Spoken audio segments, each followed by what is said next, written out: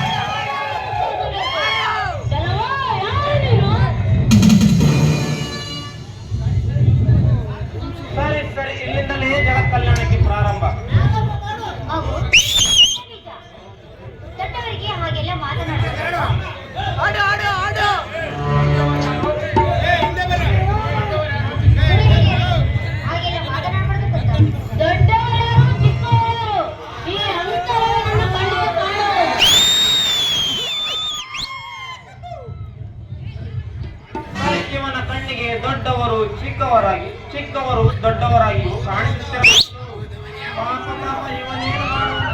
ಇವನ ಜನನ ಕಾಲದ ಜನ್ಮ ಕಂಡಲೇನು ಸರ್ವನಾಶವನ್ನು ಸೂಚಿಸುತ್ತಿರುವಾಗ ಯಾರೇನು ಮಾಡಲು ಸಾಧ್ಯ? ನನ್ನ ಮಗನು ಇನ್ನೂ ಚಿಕ್ಕವನು, ಅರಿಯದೇ ಹಾಗೆ ಮಾತನಾಡಿ ಅವನ ಮಗುವಿನ ಅಪರಾಧವನ್ನು ಮನಸ್ಸಿನಲ್ಲಿ ಅವನಿಗೆ ಸುಜ್ಞಾನ ಬರುವಂತೆ ಆಶೀರ್ವದಿಸಿ.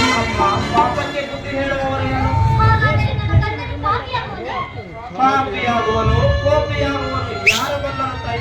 ಆದ್ದರಿಂದ ಮಗನನ್ನು ಪಾಪ ಕಾರ್ಯದ ಪ್ರಮರ್ತನಾಗದಂತೆ ಎಚ್ಚರದಿಂದ ನೋಡಿಕೋ. ಜಗತ್ತಿನಲ್ಲಿ ಬ್ರಹ್ಮನ ಬರಹದಲ್ಲಿ ಎಲ್ಲವರು ಒಳ್ಳೆಯವರೇ ಹುಟ್ಟಿದರೆ ಅಶಾಂತಿ ಎಂಬುದೇ ಕಾಣಿಸದು. ಒಳ್ಳೆಯವರಿಗಾಗಿ ಕೆಟ್ಟವರಿಗಾಗಿ ಒಳ್ಳೆಯವರು ಹುಟ್ಟಲೇಬೇಕು. ಅಂತಹ ನಿನ್ನ ಮಗನಿಂದ ಲೋಕೋದ್ಧಾರವಾಗುವುದು, ಸಂಹಾರವಾಗುವುದು.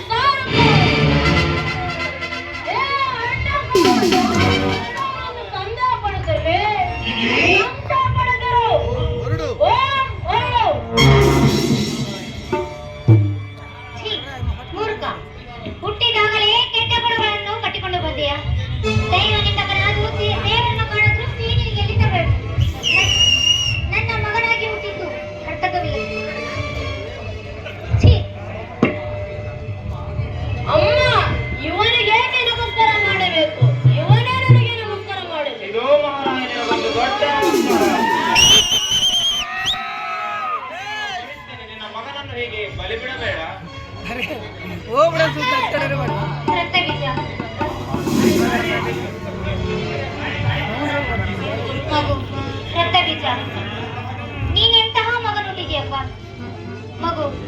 ಹಿರಿಯರನ್ನು ಹೀಗೆ ತಿರಸ್ಕರಿಸಿದ್ದು ಮಹಾ ಪಾಪವಲ್ಲವೇನು ಕತ್ತ? ದೇವರನ್ನು ಈ ರೀತಿಯಿಂದ ಮಾಡೋದು ಒಳ್ಳೆಯದಲ್ಲ ಕತ್ತ. ದೈವನಿಂದಕನಾದ ನೀನು ನನ್ನ ಮಗನಲ್ಲ ಕತ್ತ.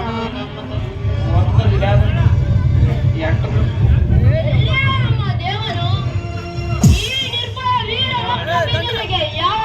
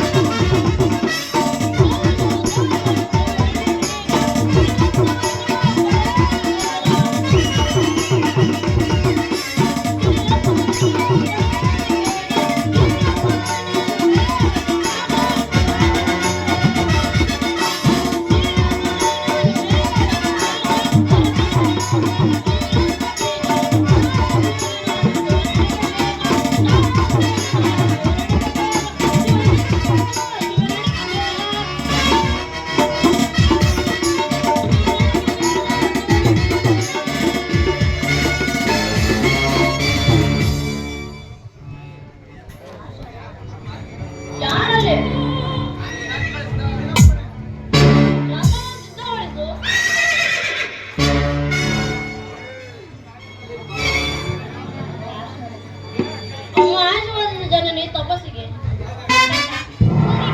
ಆ ಪಾರ್ವತಿ ಪರಮೇಶ್ವರನು ನಿನಗೆ ಮಂಗಳವನ್ನುಂಟು ಮಾಡಲು